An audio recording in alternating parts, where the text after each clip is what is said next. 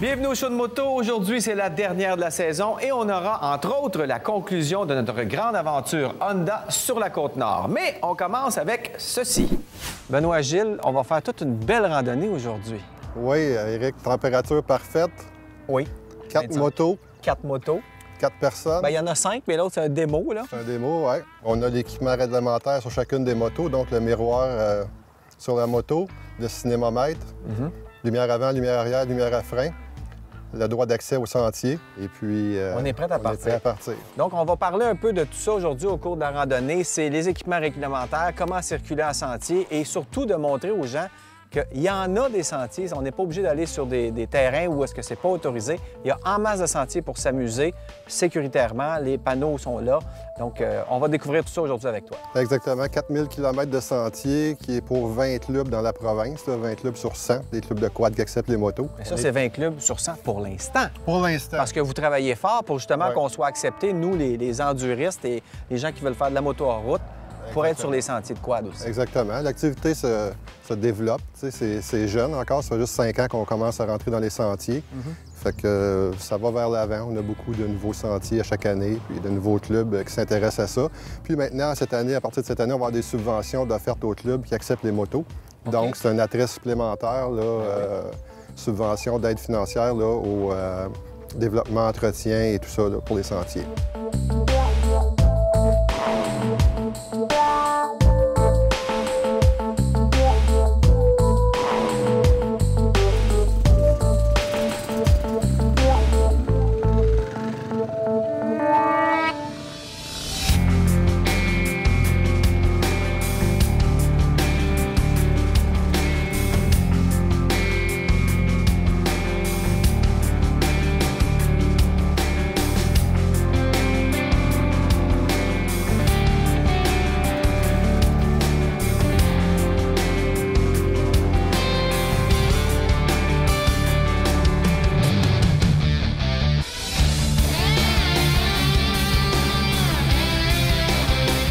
Catherine Boisvert, une première pour toi. Qu'est-ce que tu en penses? C'est vraiment plaisant. Je dirais que c'est plus challengeant que sur une piste. Oui, parce que toi, tu commences à faire de l'enduro, tu fais des courses. J'ai commencé, là. J'ai à peu près 5-6 heures à mon actif. Là. OK. Donc là, j'arrive dans le sentier, puis c'est différent parce que tu sais jamais qu'est-ce qui s'en vient. Ouais. Tu n'as pas le temps de planifier, de savoir qu'est-ce qui va arriver à... Ouais, parce que on fait pas une boucle, là. On peut peut-être en faire une, mais beaucoup plus longue. Exactement. Donc, puis pour ce qui est tout de ce qu'on voit autour, les paysages, C'est le fun. le fait de maison, le fait d'être en nature, puis... C'est pas vraiment difficile si on y va à son rythme. Toi, tu commences à faire de la moto et tu es capable d'en faire, là. Exactement. Il faut juste choisir la ligne. Vous autres, vous pouvez passer dans des places qui sont un petit peu plus rough. Puis moi, je peux choisir ma ligne qui est plus Ben oui. douce. Fait que n'importe qui peut le faire. N'importe qui peut le faire. Pas d'excuses, les filles. Pas d'excuses, les gars. N'importe qui peut faire ça et c'est le fun. Exactement.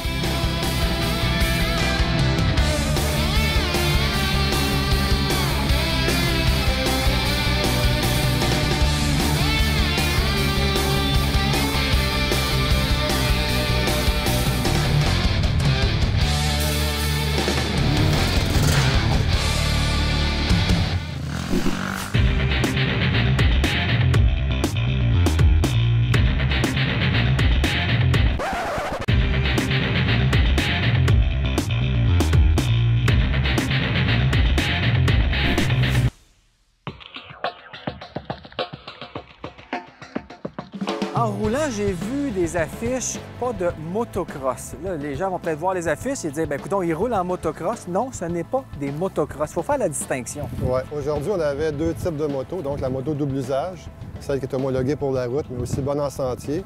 On avait la moto enduro auquel on a rajouté un miroir et puis une lumière à frein. Ouais. Mais les motocross, c'est des motos qui sont démunies de tout équipement, donc pas de lumière, rien du tout. Ça va rouler seulement dans des compétitions ou sur des pistes à circuit fermé, comme Mécadlis, X-Town, Serra, Deschambault et tout ça, dans un des 20 parcs qu'on a dans la province. Ou Là, on des peut faire du associations. motocross. Là, on peut utiliser des motocross, mais c'est les seuls endroits où on peut les utiliser. C'est 115 de l'équipement manquant. Ça veut dire que si tu vas avec un motocross, tu n'as pas ta lumière avant, lumière arrière, lumière à frein, miroir, cinémomètre. Si tu n'as pas de plaque d'immatriculation sur la moto, puis ça, tu peux te ramasser au-delà de 1000 d'amende. Et c'est important de dire, bon, il y en a qui vont dire, ben c'est pas grave, je me ferai pas pogner. Mais c'est pas juste ça, c'est la sécurité dans le sentier, autant pour le rider que ceux qui le croisent. Là. Et la pérennité des sentiers aussi, parce que si on regarde que les délinquants avec des motocross font du bruit, vont faire perdre des droits de passage peut-être de 100 pieds, qui vont couper un sentier de 20 km, ils seront plus capables de connecter, donc le sentier va être inutilisable.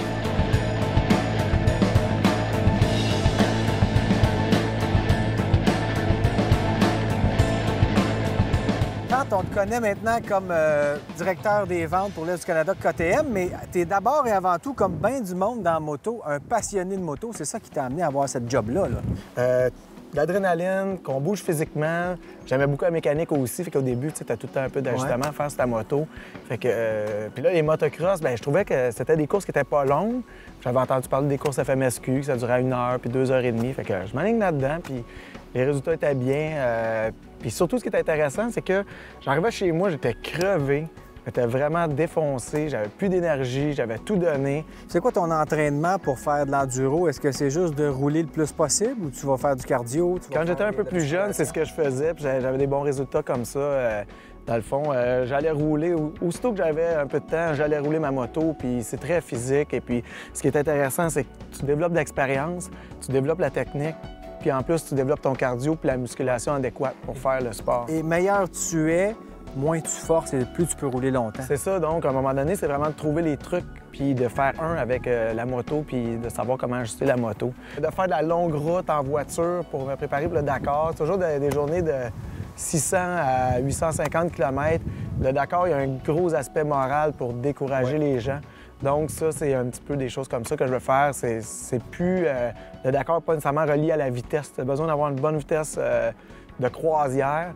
Puis aussi, c'est bien important d'essayer de dépenser le moins d'énergie possible par kilomètre. Ouais, mais c'est vraiment une préparation mentale puis d'être fort mentalement. Bon, on s'en reparle l'année prochaine? Bien, certain.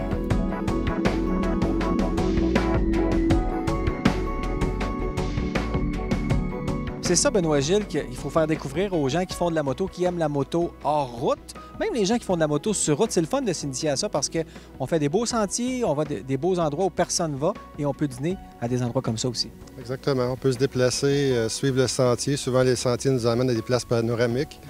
Fait qu'on peut trouver plein de beaux points de vue, en profiter. La seule chose que j'ai pas amené, c'est mon costume de bain. Je l'ai effectivement pas, moi non plus. Dire qu'on aurait pu gâter notre public. Dire qu'on n'est pas obligé de filmer ce bout-là aussi. Ouais, c'est vrai qu'il y en a qui mangent quand ils regardent l'émission.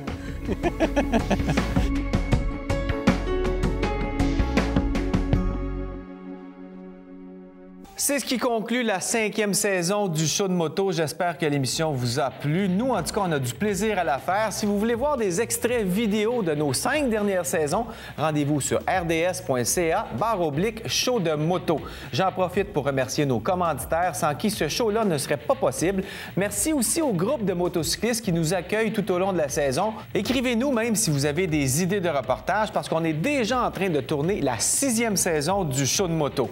Maintenant, il ne me reste plus qu'à vous souhaiter une excellente saison de moto 2012. Soyez prudents et amusez-vous. Salut!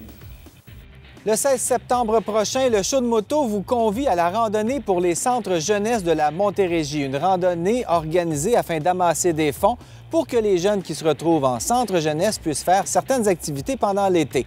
Tous les détails sur le site web rds.ca/show de moto ou encore sur le groupe Facebook Le Show de moto. Soyez des nôtres. Participez au concours Aviva et courez la chance de gagner 3 forfaits de 1 000 $ au Fermont Le Manoir Richelieu ou 4 forfaits de 2 500 $ au Rabasca Lodge. Rendez-vous sur le site web rds.ca/show de moto.